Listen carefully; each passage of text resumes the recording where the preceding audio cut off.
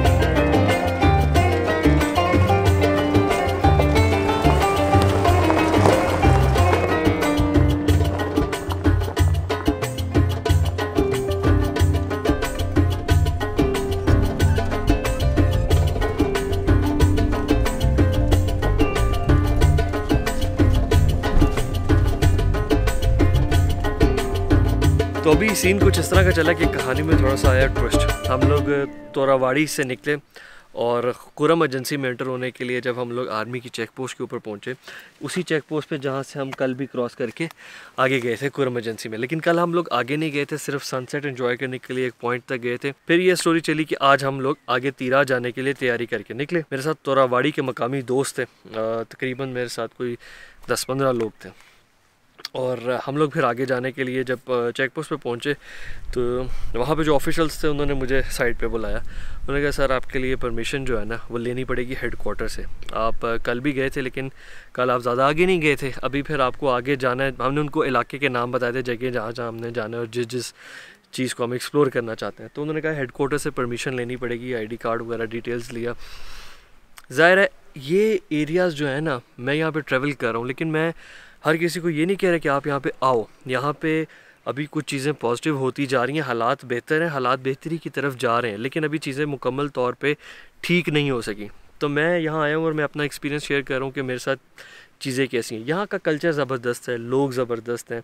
यहाँ की बहुत सी ऐसी यूनिक चीज़ें जिन्हें देखने के मुझे बहुत इंटरेस्ट था, क्यूरियोसिटी थी। पिछले कई सालों से ये लोग बड़े मुश्किल हालात में थे, अब फाइनली हालात बेहतर होते जा रहे हैं, लेकिन हालात अभी इतने ठीक नहीं हैं कि मैं किसी को कहूँ कि यार आप इस्लामाबाद से आओ, लाहौर से आओ, विज़िट करो। खैर उन्होंने हेडक्वार्टर से डिटेल्स वगैरह भी मेरी लाजमी तौर पे चेक करवाई होंगी और उन्होंने परमिशन का पूछा, तो मुझे अनफॉर्चुनेटली उन्होंने परमिशन आगे जाने के लिए नहीं थी। तो उसकी रीज़न ये थी कि कुरम एजेंसी में अभी भी हालात जो हैं, ये सारी एजेंसीज, वज़ीरिस्तान हो गया, कुरम हो गया, बाजोड़ है, मुख्तलिफ जो चीज़ें हैं ना, वहाँ पे पॉकेट्स हैं जहाँ पे अभी भी प्रॉब्लम्स हैं। ये इलाके अभी तक 100% क्लियर नहीं हो। तो आर्मी वालों का जो सलूक था, मैं कहूँगा वो बहुत ही शानदार और बेहतरीन और कोऑपरेटिव पे था। तो उन्होंने मुझे बड़ी प्रॉपरली एक चीज़ समझाई। और इस इलाके में ऐसा नहीं होता कि 1 महीना 3 महीने हालात ठीक है तो अब हालात ठीक है। किसी वक्त कोई वाक़या पेश आता है, कोई प्रॉब्लम आ जाती है, उसकी वजह से हालात डे टू डे वेरी कर रहे होते हैं, जिसकी वजह से कोई टेंशन बिल्डअप हो जाती है। हालात ख़राब होने का मतलब क्या है? हालात ख़राब होने का मतलब यह है कि एक हमारी फ़ौज है और एक मिलिटेंट ग्रुप्स है, इनके दरमियान क्लैशेस चलते हैं, कशीदगी होती है। तो हमारी फ़ौज ने ज़ाहिर इनका सफाया करते जा रहे हैं और काफ़ी हद तक चीज़ें क्लियर कर दी हैं। अभी वो बहुत कम रह गए हैं, बहुत कम एरियाज़ हैं जहाँ पे वो छुपे हुए हैं, लेकिन अटैक्स वगैरह करते हैं। तो इनके जो मकामी लोग हैं, इनके लिए हालात ठीक हैं। लेकिन जब कोई बाहर से मेरे जैसा बंदा आता है और फिर उसका थोड़ा सा प्रोफाइल इस तरह का हो, तो वो उस चीज़ के ऊपर जो है ना, उनके लिए बेसिकली हुकूमत पे अटैक करना या गवर्नमेंट पे अटैक करना, फोर्सेस पे अटैक करना और हम जैसे लोगों पे अटैक करना उनके लिए सेम है। पिछले कुछ अरसे में जो वाक़यात कुरम एजेंसी में हुए हैं, वो आर्मी वालों ने मुझे बताया। अब मेरे दोस्त ज़िद कर रहे थे यार जाना है, लेकिन मैंने उन्हें कहा कि यार जो बात आर्मी वाले कर रहे हैं ना, वो भी ठीक है। उन्होंने मुझे ये समझाया कि 100% में से देखें 1% चांस है ख़राबी का, 99% वो भी कह रहे हैं कि हालात ठीक हैं। लेकिन वो बैड लक जो होती है ना, वो एक ही दफ़ा होती है। हम उस चीज़ का रिस्क बिला वजह क्यों लें? कुछ मेरा प्रोफाइल इस तरह का है, उन्होंने कहा कि भाई आपके लिए थोड़ा ज़्यादा मसला है, आप हमें किस मसले में डाल दोगे? आप मतलब इस एरियाज़ में ये बात पहले ही फैली हुई है कि आप यहाँ आए हुए हैं, तो ऐसा नहीं है कि सबको पता नहीं चलेगा। आप वहाँ जाएंगे सबको पता चलेगा, तो इस तरह जो है ना, ये फिर चीज़ जो है ना नोटिसेबल हो जाएगी, वो चीज़ ठीक नहीं है। एंड मैं उनकी बात से 100% इत्तफाक करता था। अब इसके 2 हल थे, या तो हम फिर ज़िद्दी होते कि नहीं हमने जाना है ऐसे वैसे। हालांकि मेरे दोस्त जो थे वो यहाँ के वो ज़िम्मेदारी ले रहे थे कि जो होगा हम पे होगा, हम लड़ लेंगे। फिर आर्मी वालों ने बड़े प्यार से समझाया कि यार आपका जज्बा अपनी जगह। वो कहते हैं यार मेहमान, अब मेहमान जो मुंह से निकालता है ना, इधर के लोगों ने उस बात को करना ही करना है। इनके कल्चर के अंदर वो इतनी सख्त मेहमान नवाजी की ये मेहमान की फरमाइश को जाने नहीं देते। दूसरा इसका हाल है कि आर्मी के प्रॉपर चैनल के थ्रू परमिशन ली जाए, किसी से कह के उसका अरेंजमेंट करवाया जाए। लेकिन उस सिचुएशन में ये होगा कि आपके साथ फिर गाड़ियाँ चलेंगी, साथ FC की 1-2 गाड़ियाँ साथ अटैच हो जाएंगी और कॉन्वॉय बन जाएगा। जब वो कॉन्वॉय बन जाएगा, वो अलग से एक मसला है क्योंकि फिर आप जिस जगह जाओगे एक्सप्लोर नहीं कर सकते आप, फिर ना ही आप वीडियोस बना सकते हो। अब ये नहीं है कॉन्वॉय जा रहा है, आप ड्रोन उड़ा रहे हो, वीडियो बना रहे हैं, जगह जगह खड़े हो रहे हैं, वो फिर आपकी जो इंडिपेंडेंस है, फ्रीडम है, वो ख़त्म हो जाता है। और मैं जो एक्सप्लोर कर रहा हूँ, एक आम आदमी की तरह बाज़ारों में चल फिर के एक्सप्लोर करना चाहता हूँ। इधर आने का मकसद भी यही है। खैर मैंने उन आर्मी वालों से बहुत मुझे खुशी, उनसे मिलके मैं उन सबसे गले मिला, उनसे सलाम लिया। बट एनी हाउ हमने कुरम एजेंसी के कुछ इलाकों को जो करीब थे, हमने आगे जाने का फिर प्लान डिस्कनेक्ट किया, हाथ लगाया। अब इस जगह के ऊपर हम आए हैं, तो रवाड़ी से तकरीबन 45 मिनट की सख्त ऑफ रोड करने के बाद इस पॉइंट के ऊपर आगे पहुँचे। पहाड़ों के दरमियान बड़ा खूबसूरत सा नेस्टेड सा एक ये पॉइंट था। यहाँ पे चश्मे वश्मे पानी के हैं, थोड़ी हरियाली है, बड़ी ज़बरदस्त ग्रीनरी है। इस जगह के ऊपर हम आके अब बैठ गए हैं। यहाँ पे दोपहर के खाने का इंतज़ाम करेंगे। जो दोस्त हैं यार, मुझे तो इतना, मैं इनके मेहमान नवाजी में इतना दबा जा रहा हूँ और वो लोग इतना कुछ कर रहे हैं मेरे लिए कि आई फील सो ब्लेस्ड। खाना वाना वो बना रहे हैं, 7 चीज़ें लेके आए हैं, कंपनी दे रहे हैं, फ्रूट्स लाए हैं, बिरयानी बना रहे हैं, चाय आ रही है। और इतना मेहमान नवाज कल्चर है कि जिस जगह से गुजरते हैं ना, छोटी छोटी आबादियाँ, कहीं 6 घर हैं, कहीं 4 घर हैं, वो आ जाते हैं, भाई कुछ चाहिए, क्या लेके आए आपके लिए। उन सब को मना करना बड़ा मुश्किल काम है। और वो कुछ ना कुछ, अभी इधर आके बैठे हैं, कोई बंदा चाय भेज देगा, कोई कहवा, मतलब they are so much into hospitality. और ये पुरानी कबायली रवायात के ऊपर आज भी ज़िंदगी गुजार रहे हैं, which is a beautiful experience to travel here, stay here and इन लोगों के साथ गपशप लगाने का। अभी मेरे साथ 20 लोग बैठे होते हैं, 25 होते हैं। हुजरे में रात को रश लगा हुआ था, लेकिन उन सब का दिल करता है कि वो पश्तो में मुझसे बात करें, लेकिन उनको उर्दू नहीं आती और मुझे पश्तो नहीं आती। तो मैं उन्हें कहता हूँ कि भाई आप आपस में बात करो, तो मुझे आपके बात करने के अंदाज से पता चल जाता है कि आप क्या बात कर रहे हो और मैं लुत्फ़अंदोज़ हो रहा हूँ। Don't you worry about me, I am enjoying my best. मुझे ये चीज़ खुशी होती है देख कि मैं जहाँ भी जाता हूँ, जिन भी इलाकों में जाता हूँ, किसी ने सख्त ज़िंदगी गुजारी, किसी ने आसान ज़िंदगी गुजारी, but they all love Pakistan. और पाकिस्तान सबके दिल में जिंदाबाद है।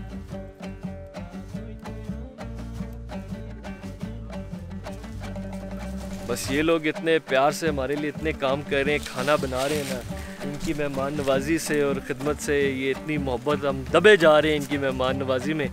अब देखें ये लोग भी कभी हमें मौका दें कि ये हमारे मेहमान बने इंशाल्लाह।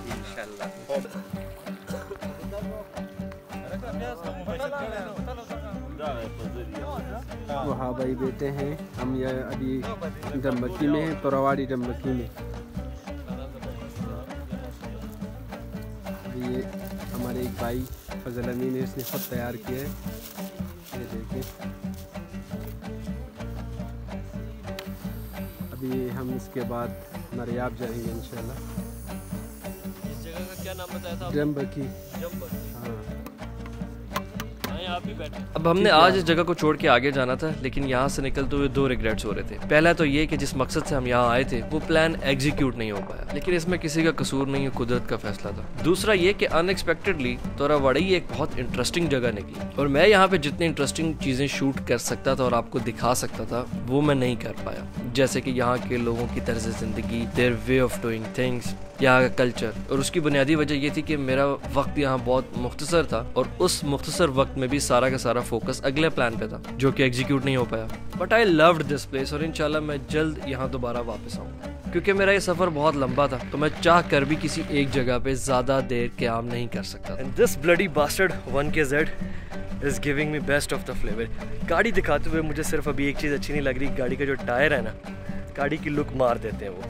लेकिन आयरन मैन के शॉक्स और 1KZ अपना जो बब्बर शेर है ना यार, पत्थर है, पहाड़ है, ट्रेन है, जो मर्जी है, नो प्रॉब्लम।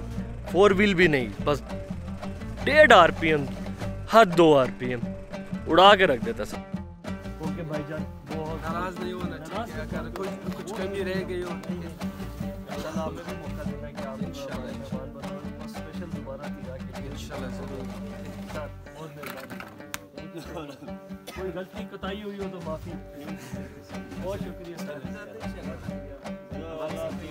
नहीं नहीं बहुत कर रहे हैं आप लोगों के साथ जैसे अपने में अपने जैसा मुझे अपना गाँव है।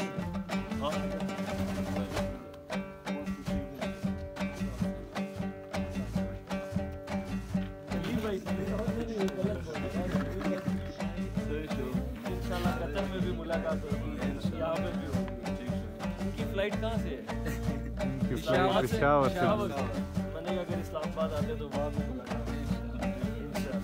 जब तक ये कतर पहुँचेंगे ना तब तक हम लाहौर पहुँचेंगे, उतना ही 20-25 दिन लगने हैं ना। हाँ बिल्कुल इस तरह सेम टाइम।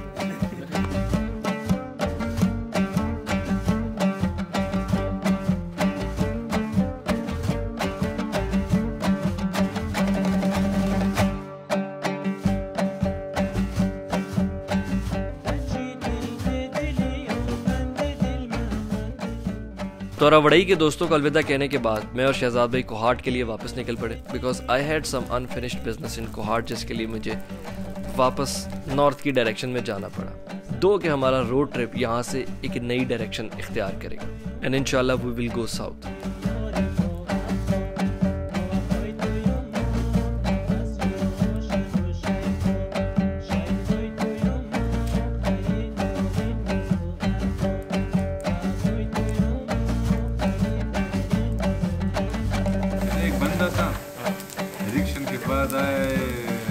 मेंबर आया है उनके पास, कहते कि यार आपने मुझे वोट नहीं दिया।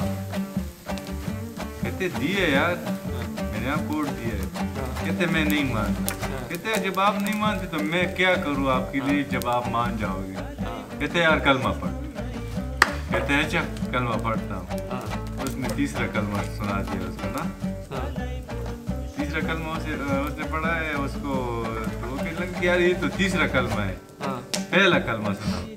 कहते यार आपसे पहले मैंने 2 कलमे सुनाए हैं।